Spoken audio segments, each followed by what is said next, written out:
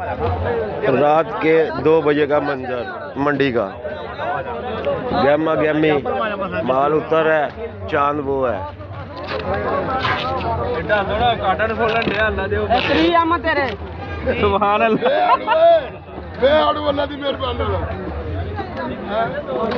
आज फौजियों ने गाड़ियां रोकी हुई हैं। आज मैदान में गाड़ियां कम है।